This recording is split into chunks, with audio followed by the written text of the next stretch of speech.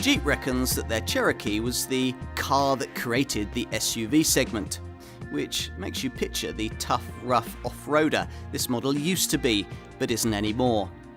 Forget set square styling and agricultural underpinnings, this 5th generation model is very different, like no Cherokee we've seen before. Its chassis is more car-like and, in diesel form anyway, its off-road credentials are less pronounced, though there's still a clever select terrain traction control system to offer more capability than most rivals can provide. This won't be a car for everyone, but it's a different, welcome contender if you're looking for a RAV4 class compact SUV or shopping at the upper end of the Qashqai class family-sized crossover segment.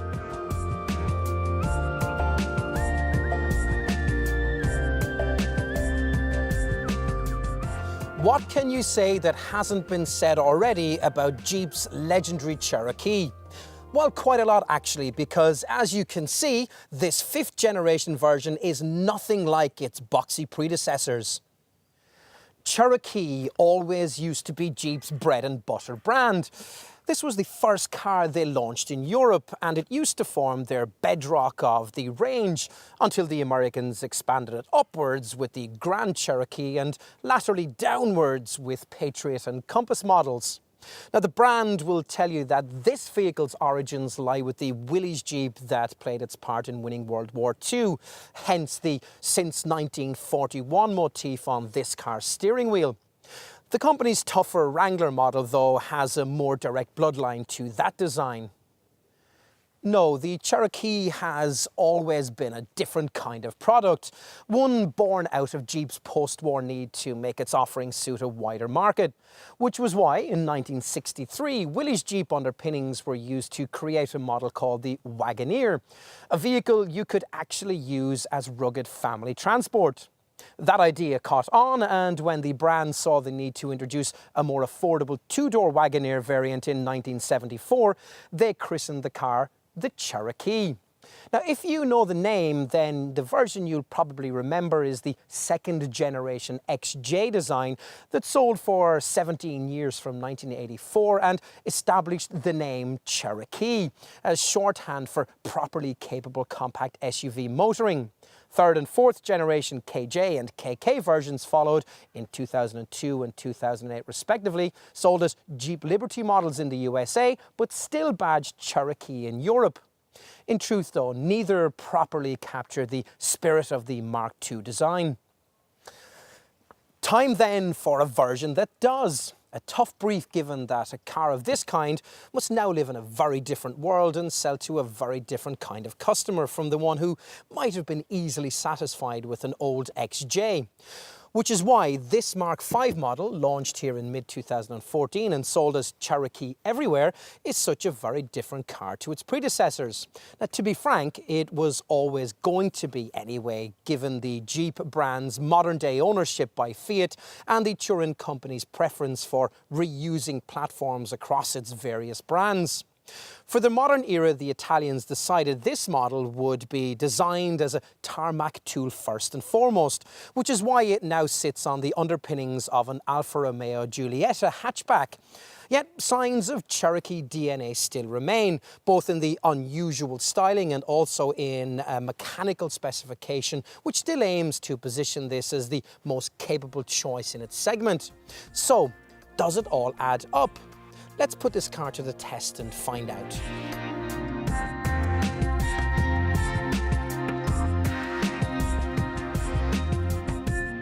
So, what's it like on the move? Well, the looks suggest this car to be more Qashqai-like crossover than SUV-style 4x4, and so it proves on the tarmac, where this Jeep feels most at home. Now, that might sound an odd thing to say about a Jeep, a brand of car you'd normally expect to be designed to master the Rubicon Trail. This one hasn't been, though. In fact, the only Cherokee variant the brand advertises as what it calls trail-related is the rugged Trailhawk version that almost no one in Europe will buy, as it comes with a thirsty 3.2-litre Pentastar petrol engine. That car gets a 38mm ground height increase, features an underbody skid plate and a rear differential lock, plus bumpers designed for sharp inclines. All the things you'd think a Jeep would offer, but there's none of that in the much more ordinary diesel models the brand wants European customers to actually buy. Cars like this one. It's all surplus to requirement in the RAV4 CR-V segment in which this Cherokee must now compete. To be fair, this model still remains a slightly more capable choice than rivals of that sort, though that's not really because of its standard active drive 1 4-wheel drive system. This simply shuttles torque from front to rear in response to slip, just as you'd find elsewhere in this same segment. No, what makes this car a little more effective in the slush than the unremarkable class norm is the way this setup combines with Jeep's clever select terrain system, designed to be like having an off-road expert sitting next to you as you drive.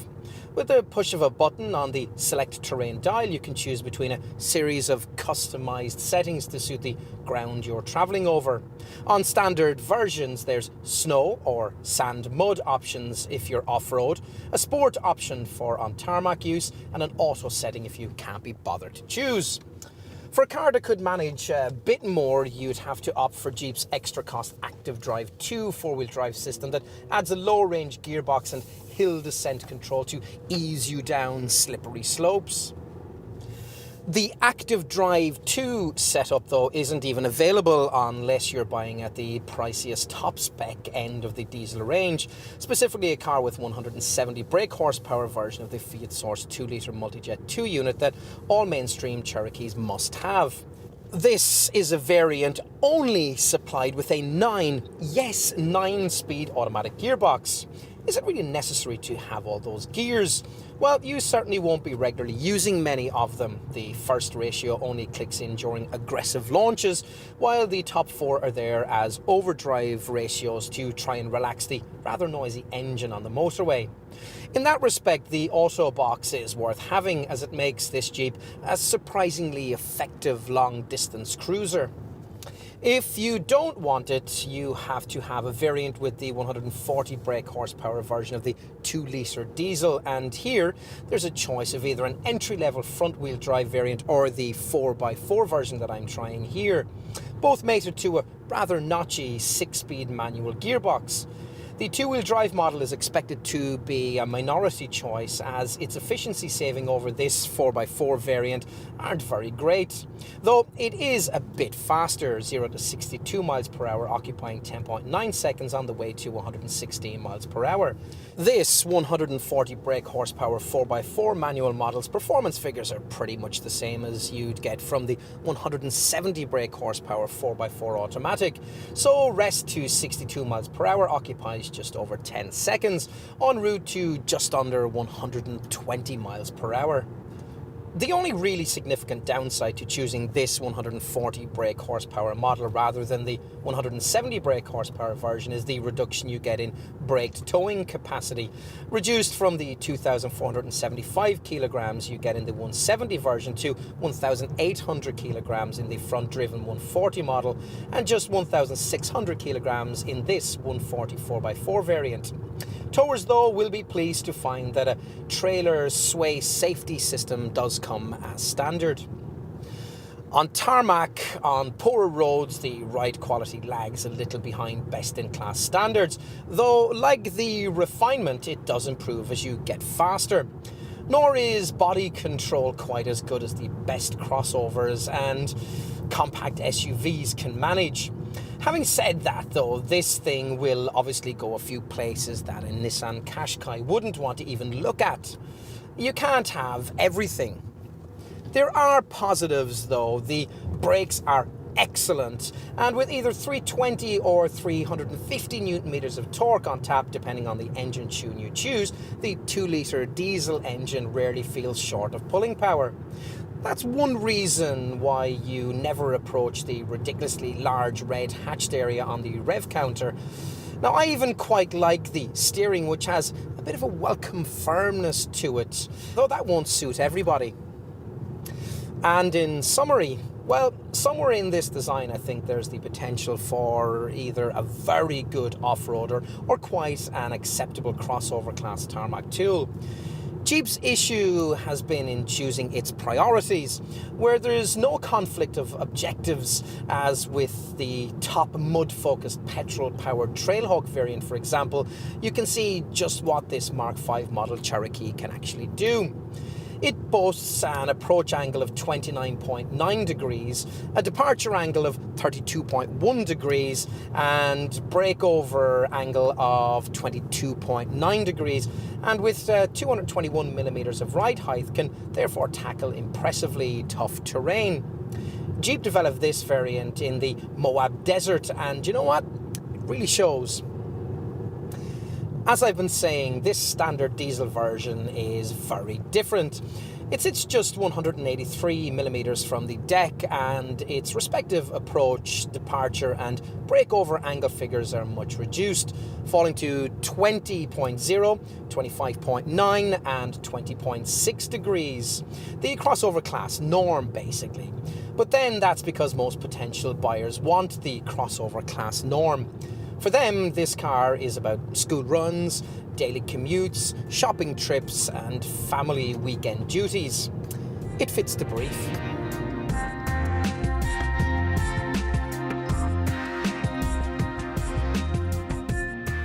There's no doubt that this fifth generation Cherokee is distinctive and rather radical. Though the trademark trapezoidal wheel arches and the 7-bar front grille remain constants, there's not much else that links this model to its predecessors.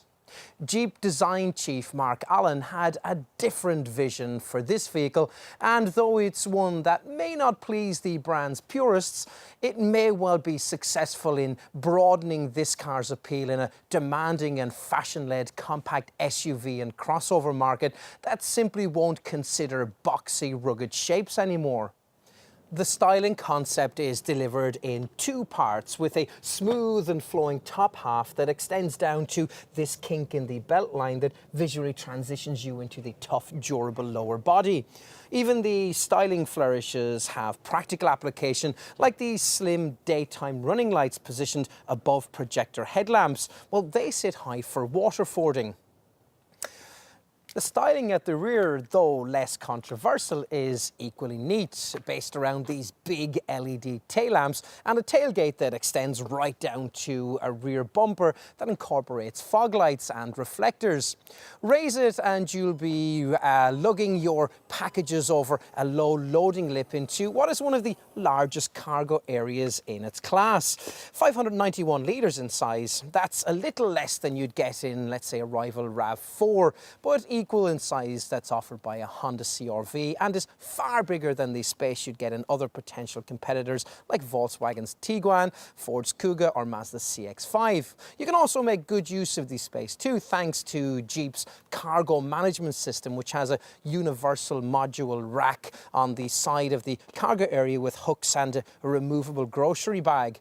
Now, there's also an underfloor stowage bin with 77 litres of storage. That would be ideal for valuables. That is, if you didn't specify the optional full-size spare wheel that I have here.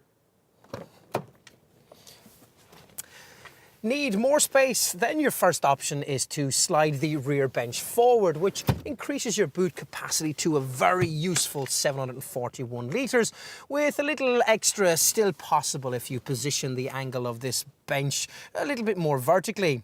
Now, if that's not enough, then pushing forward the 60-40 split backrest frees up 1,267 litres. That's about 20% less than the class norm, which is probably why Jeep has decided to equip all models with a useful fold flat front passenger seat that flattens to accommodate really long items.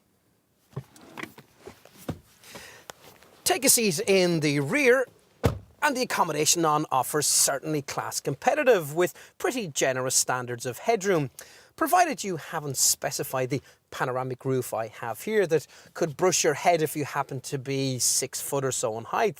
There's reasonable knee and legroom provided you've pushed the sliding seat all the way back. Now the backrest reclines too to aid comfort on longer trips. On such journeys it'd be a little tight back here for 3 adults, but then that's par for this class. You do get air vents and a 12-volt socket, and should extended mileage be necessary when travelling 5 up, it'll certainly help that there's a scalloped shape for the rear of the transmission tunnel that offers a bit more space for the middle passenger's feet.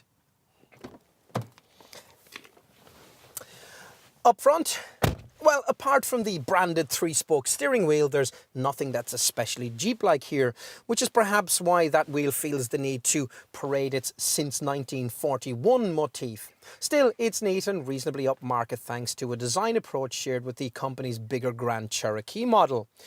You certainly get quite a riot of contrasting finishes, grains and softnesses for the dash materials, but at least most of the things you commonly see and touch seem all to be of reasonably good quality, with cheaper materials relegated further down the dash. Get comfortable on the supportive seats and you'll find yourself quite upright.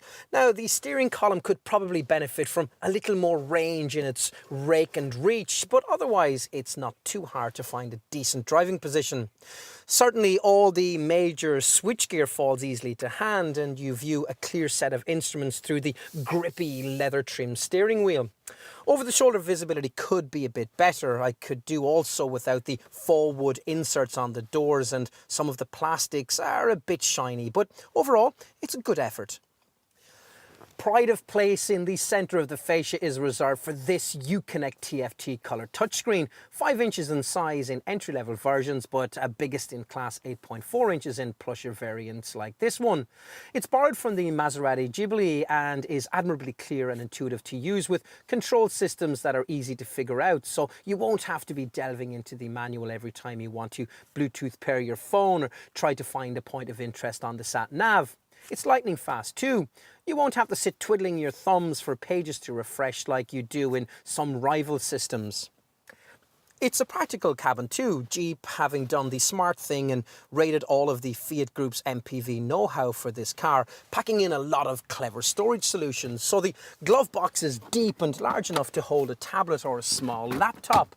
Now there's a covered bin on top of the instrument panel giving secure storage for a wallet or a phone. And the front passenger seat has a hidden in-seat compartment courtesy of a flip-up passenger seat cushion. 2 front cup holders have grips for different sizes of drink containers and are rubber lined to make them easy to clean.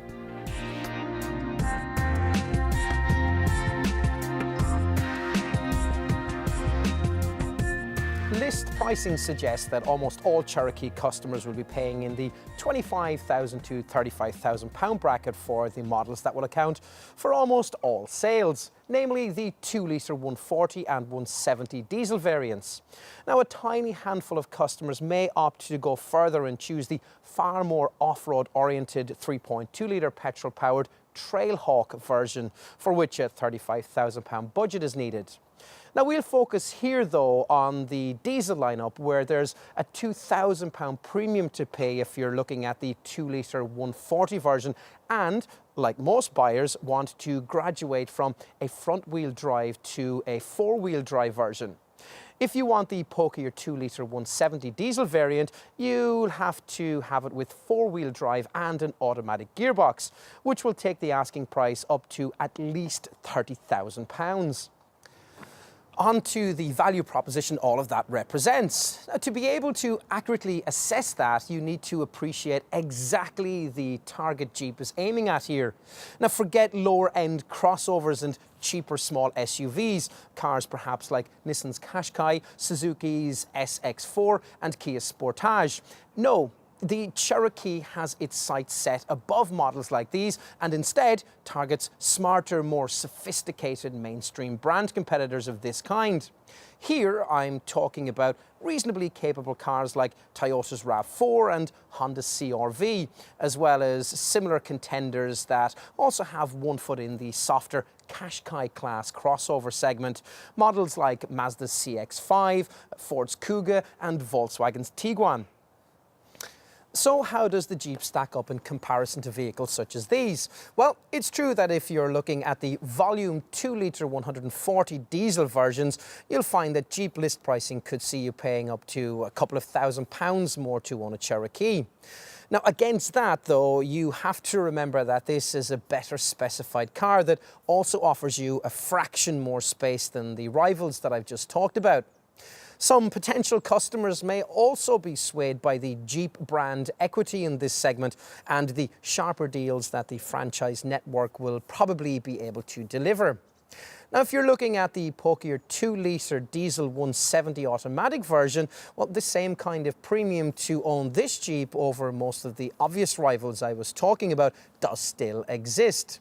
That is, of course, unless you happen to be price matching it against equivalent versions of Mazda's CX-5 and Volkswagen's Tiguan, which are pretty much priced identically. Before I finish on the value proposition thing, it's probably also worth making a final few points. It's tempting to think that for the kind of money Jeep is asking here, you could begin to consider the idea of getting yourself something that apparently competes, but which has a properly premium badge on the bonnet. Say an Audi Q3 or a BMW X1 or a Mercedes GLA. Bear in mind though that these are not proper SUVs but far less capable crossover models.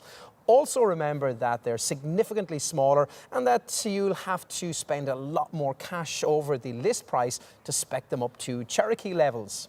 A better argument perhaps points out that for the cost of the top 2-litre diesel 170 model, you could have 7 rather than just 5 seats in a car of this kind by going for, say, a Kia Sorento or a Hyundai Santa Fe. Again though, you'd be getting a less capable car. To get 7 seats and a proper 4x4 capability, you'd have to stretch to a Land Rover Discovery Sport, and that'd mean finding another £5,000 over the cost of the 2-litre diesel 170 Jeep. If, having considered all of this, you conclude that it is a Cherokee that you really want, then the value-laden specification this car offers will certainly have played a part in your decision. So what exactly are we talking about here? Well, even the entry-level Cherokee Longitude model gets LED daytime running lights, LED taillights, front fog lamps that light your way around the bends, Jeep's handy Park Sense rear park assist with stop sensor system, an alarm and 17-inch aluminium wheels, whose finish is matched on the window surrounds, grille, roof rails and exhaust pipe. Inside there's automatic air conditioning and electric front windows, along with a 6-way adjustable driver's seat. That's on top of cruise control, a full flat front passenger seat and a leather trimmed steering wheel with buttons for the Uconnect infotainment system with its 6-speaker audio setup. This includes USB and Bluetooth connectivity, plus an audio jack input point, a remote SD card slot and an integrated voice command setup. You also get a useful cargo management system in the boot with a removable grocery bag and a universal module rack to which you can attach all kinds of extra cost Mopar accessories. Things like a cargo bin and mat, a foldable cooler and a first aid and emergency kit. Overall then, a very complete specification. In fact, my only slight disappointment is that you have to pay extra for the kind of full-size spare wheel and tyre I'd have thought a proper SUV like this would have as standard. Otherwise, unless you get a petrol Trailhawk version, all you get is what Jeep calls a tyre service kit, which you'll probably find yourself cursing if you end up stranded by the side of the road on a wet and windy night. Most buyers will probably want to stretch up to the mid-spec Longitude Plus trim, for it's at this level you get the key niceties you'll probably want. Principally the upgraded Uconnect media center with its larger 8.4-inch touchscreen, navigation system and 9-speaker sound package. Now, this also allows you to go further and specify the optional premium Alpine stereo setup with its 9 amplified speakers and subwoofer. At the top of the trim hierarchy is the limited level I'm trying here. This includes lovely 18-inch polished aluminium wheels, high-intensity discharge bi-xenon headlamps, tinted privacy glass, auto wipers, a powered tailgate, keyless entry and start, heated front seats, and an 8-way adjustable driver's seat. Now there's also a 7-inch TFT colour screen in the instrument cluster and a rear reversing camera. My favourite feature though is the QI wireless charging pad that's provided for phones and tablets and works by using electromagnetic induction. Android smartphones like Samsung's Galaxies and tablets like the Google Nexus 7 seem to charge flawlessly, but if, like me, you have an iPhone, then you'll need to pay Jeep extra for a special inductive case. Bear in mind that you have to have this top limited trim level as part of the Pokier 2-litre diesel 170 model if you're to get this Cherokee in a more off-road oriented guise. The two standard 4x4 variants only get the brand's most basic Jeep Active Drive 1 system, allied to a select terrain traction control package that allows you to make the best use of it.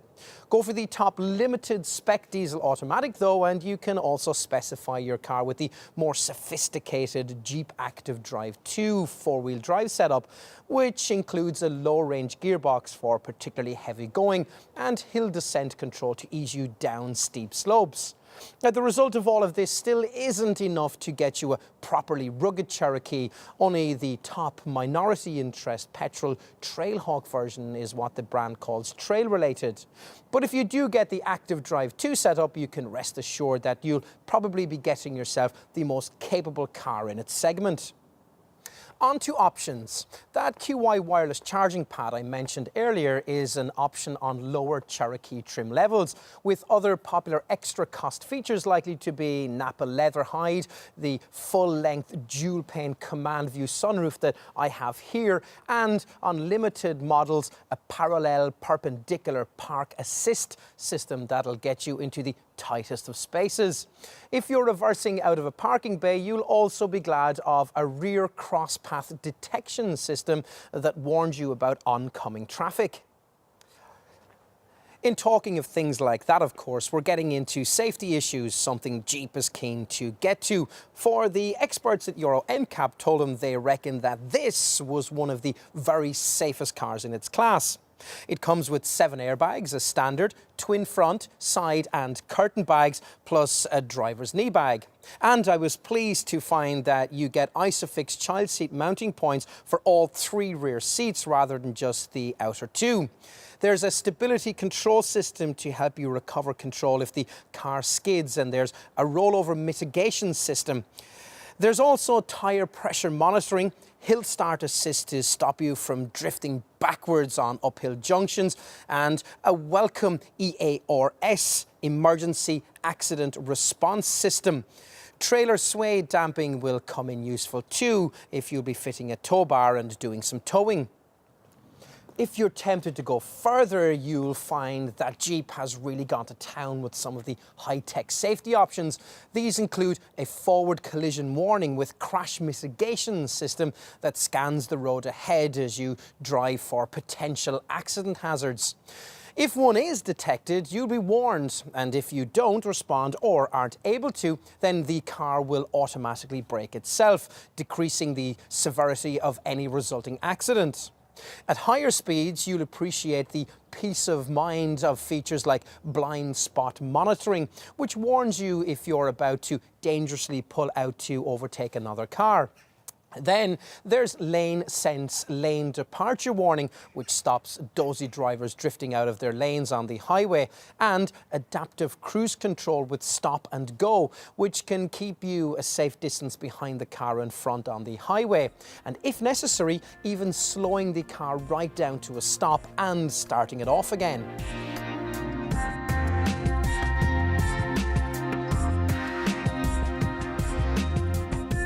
Running costs have always been something of a thorny issue with Jeep. Traditionally, the brand builds its cars for a tough life, and that means extra weight, which in turn has usually previously meant a less than stellar showing on the balance sheet. With this 5th generation model, the brand was determined to show that off-road excellence and efficiency could be combined in one complete package. So, how have they done? Not too badly as it happens. A decade ago, who would have thought that a Jeep Cherokee would be able to duke it out in terms of fuel consumption and CO2 returns with a Volkswagen wearing a Blue Motion badge? Yet that's exactly what this model can do. So look at the stats. The entry-level front-wheel drive 2-litre diesel 140 version manages exactly the same figures as a 2-wheel drive Volkswagen Tiguan 2-litre TDI 140 Blue Motion Tech model, namely 53.3 miles per gallon on the combined cycle and 139 grams per kilometre of CO2. True, that's still not quite up to the mark set by competitors like comparable versions of Toyota's RAV4, Honda's CR-V and Mazda's CX-5, all of which are around 10 to 15% cleaner and more frugal.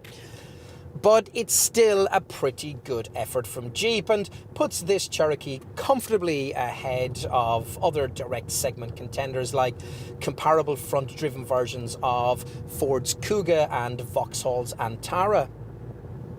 So far, so good, but the figures I've just quoted relate to the eco-friendly front-wheel drive Cherokee derivative. To be honest, you'd expect those to be quite good. What impact does it make if you equip this car with the 4-wheel drive system all Jeeps should really have? Traditionally a heavy old set of mechanicals. Not too great a one is the surprising answer. In fact, your running costs will rise by only a few percentage points, which is one of the reasons why sales of the 2-wheel drive Cherokee models will probably be pretty low. The 2-litre diesel 140 4x4 variant I'm trying here manages 50.4 miles per gallon on the combined cycle and 147 grams per kilometre of CO2. Now that again matches what you'd get from the equivalent Volkswagen Tiguan 2-litre TDI, and it also equals Honda CR-V 2.2 ID Tech and gets pretty close to a comparable all-wheel drive Toyota RAV4 or Ford Kuga. In fact, only a Mazda CX-5 is significantly better, and that car isn't really built for the rough stuff. From Jeep's point of view, the news gets even better when you're looking at the top 2-litre diesel 170 model with its included 9-speed automatic gearbox. Sticking auto transmission on, say, a Toyota RAV4 or Honda CR-V decimates your running cost returns. But that's not the case here. This pokier diesel Cherokee manages 48.7 miles per gallon on the combined cycle and 154 grams per kilometre. Well ahead, not only of those two Japanese rivals, but also of a comparable Land Rover Discovery Sport SD4 190. It's even not too far off the class leaders at this level, directly comparable versions of the Ford Kuga and the Mazda CX-5. So, you get the point. Jeep is now there or thereabouts when it comes to running cost returns. Indeed, in most cases, the only directly competitive models that can be better are significantly less capable vehicles. So, how has Jeep done it? Well, the brand points to things like optimized aerodynamics. Even the taillights are designed to improve separation from the air. Detailed touches like the lightweight aluminium wheels help as well. Plus, of course, there's the usual stop-start system, which cuts the engine when you don't need it, say stuck in traffic or waiting at the lights. Now, the 4x4 versions do so well thanks to features like the rear axle disconnect system, which seamlessly switches into 2-wheel drive when 4x4 traction isn't needed. What else do you need to know? Well, there's an unremarkable 3-year 60,000 mile warranty, though you do get 3 years of servicing and breakdown cover included in the deal.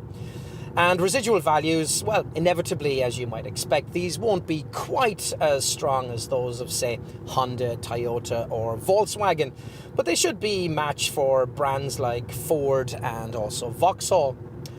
Insurance groups, meanwhile, are pitched at Group 26E for the 2-litre diesel 140 variants and at Group 27E for the 2-litre diesel 170.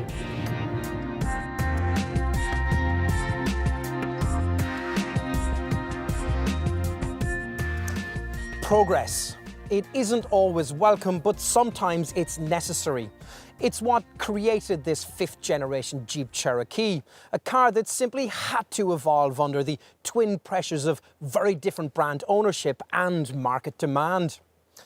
Long-time Cherokee owners unfamiliar with the unusual looks will also be unfamiliar with the tarmac-oriented driving experience. Still, there aren't many people like that still about.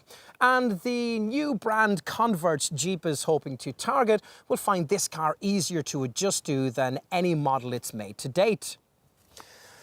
So this car certainly suits its RAV4 CR-V style market sector. Unfortunately for Jeep though, that's an acutely competitive segment with a number of competitors that can edge this car in terms of price and driving dynamics.